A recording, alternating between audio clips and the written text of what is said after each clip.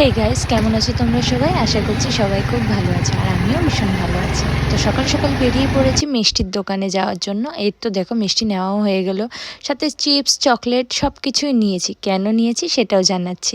আজকে হলো আমাদের মিঠাই সোনার মামা ভাত, তো এটার জন্যই আনতে গেছিলাম আমি আর আমার হাজব্যান্ড। আর এদিকে টুকুকে জিজ্ঞেস করছি কি কে এটা, বলো বলো। তো ও বলছিল মিঠাই সোনার মুখে ভাত হবে আর মার হাতে রান্না হবে না, সেটা কি হতে পারে?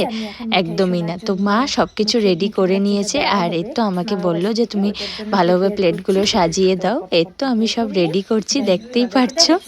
আর যেহেতু আমাদের মানে বেঙ্গলি রিচুয়ালে মাংসটা দেওয়া হয় না, বাট এমনি জাস্ট দিয়েছি আমরা এখানে, যেটা খাওয়ানো হয়নি।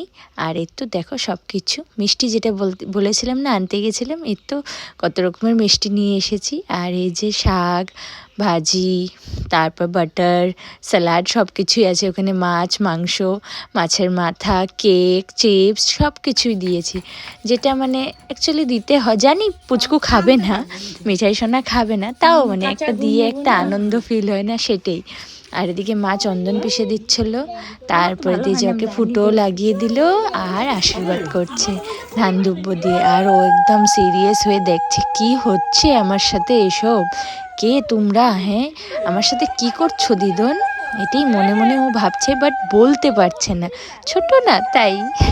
দেখো কিভাবে দেখছে আমাদের দুষ্টু সোনাটা। যেহেতু অন্নপ্রাশনের দিন দাদা খাইয়েছিল, আজকে ওদিন মানে আমার হাজব্যান্ড একটু বিজি ছিল, তো ও যেতে পারেনি, মানে গেছিলো বাট দেরি হয়ে গেছিলো, তো এটার জন্য। আর এই জন্য আজকেও মানে বাড়ি যেটা খাওয়ানো হচ্ছে ওটাতে ও খাওয়িয়ে দিবে। তো দুনু ভাই মানে খাওয়ানো হলো। তাও দাদা এসে মানে যখন মানে দোকানে ছিল, তো দোকান থেকে আসার পরে দুপুরে দাদাও ওকে একটু খাইয়ে দিয়েছিল। একটু দেখছে কিভাবে খাচ্ছে দুষ্টুটা। আর পরিশোনাও বায়না করছে আমিও খাবো, আমি কেক খাবো কেক খাবো বলছিল। তো ওকেও পরে কেক খাইয়ে দিয়েছে, দেখতেই পারবে।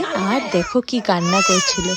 আচ্ছা এটা কি জানো তোমরা সবাই যে অন্নপ্রাশনের সময় প্লাস মামা ভাত যখন দেওয়া হয় ওটার সময় যদি বেবিরা কান্দে তাহলে নাকি খুব ভালো, ভীষণ ভালো বলা হয়। আরও আরেকটা কিছু শুনেছিলাম যে এমন বলে যে রাক্ষস বংশ থেকে আসলে বলে কান্দে না, আর অন্য বংশ থেকে, অন্য কি বংশ থেকে আমিও সেটা জানি না, আসলে বলে কান্দে। তো আমরা জানি না এটা কতটা সত্যি কতটা মিথ্যা, আমাকে কমেন্ট করে নিশ্চয়ই জানিও।